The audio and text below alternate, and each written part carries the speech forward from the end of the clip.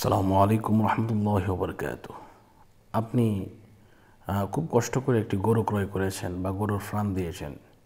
এই গরু থেকে যদি গরু নিয়ে যায় তাহলে এটা অনেক একটি কষ্টের ব্যাপার। গরু চোর কীভাবে ধরা যায় এই নিয়ে আজকে আপনাদের সাথে কিছু কথা বলার চেষ্টা করব ইনশাআল্লাহ। কোরআনুল কারীমের মধ্যে এমন কোনো বিষয় নাই যেটা আল্লাহ পাক রব্বুল আলামিন বর্ণনা করে দেন নাই। আল্লাহ পাক বলেন, মা ফাররাতনা ফিল কিতাবি মিন শাই। কোরআনের মধ্যে সব কিছু রয়েছে। কোরআনুল কারীমের মধ্যে আল্লাহ পাক রব্বুল আলামিন ৬৬৬৬ খানা আয়াত নাজিল করে দিয়েছেন।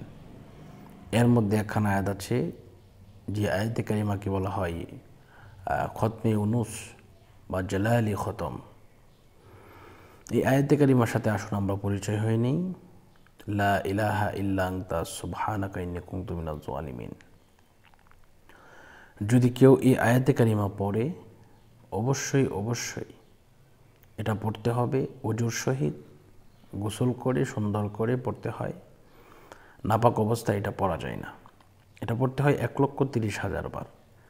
আপনাদের ফ্যামিলিতে লোক বেশি থাকলে আপনারা অবশ্যই পড়তে পারেন। আর যদি ফ্যামিলিতে লোক না থাকে ইনশাল্লাহ আমাদেরকে বললে আমরা ইনশাল্লাহ আমাদের ছাত্রদের মাধ্যমে এটা পড়িয়ে দিতে সক্ষম হব। তো যারা আমাদের সাথে যোগাযোগ করতে চান এই নাম্বারে যোগাযোগ করবেন 01643063744। আসুন আমরা নিয়মটা জেনে নেই কীভাবে পড়ব বা আমরা পড়লে কীভাবে পড়ে দিই সেটা একটু জেনে নেই। প্রথমত বিসমিল্লাহ সহ সূরা ফাতিহা একবার, বিসমিল্লাহ সহ সূরা ইখলাস 3 বার, কয়েকবার দুরূদ শরীফ পাঠ করার পরে লা ইলাহা ইল্লা আনতা সুবহানাকা ইন্নী কুনতু মিনাজ জালিমিন এটা পড়তে হয়।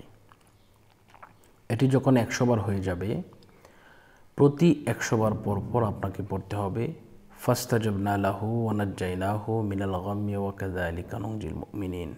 আমি আবারও বলছি, ফাস্তাজাবনা লাহু ওয়া নাজ্জায়নাহু মিনাল গাম্মি ওয়া কাযালিকা নুনজিল মুমিনিন। এভাবে এটা পড়তে হবে ইনশাআল্লাহ। আপনি যখন এটি ১,৩০,০০০ বার পড়বেন, দোয়া করবেন, আপনার মাল যে চুরি করেছে তার এমন অবস্থা হয়ে যাবে তার গলা দিয়ে নাক দিয়ে রক্ত বের হবে এবং সে যদি ফেরত না দেয় অসুস্থ হয়ে যাবে। তো এজন্য আমরা এই আমলটি করব ইনশাআল্লাহ, ইখলাসের সহিত করব। দেওয়ার মালিক আল্লাহ। এই খতম হচ্ছে ওসিলা। কেউ এটা মনে করবেন না যে এই খতম পড়লে এই খতম বের করে দেবে, এরকম না। খতম আল্লাহরই একটা হুকুম অবশ্যই।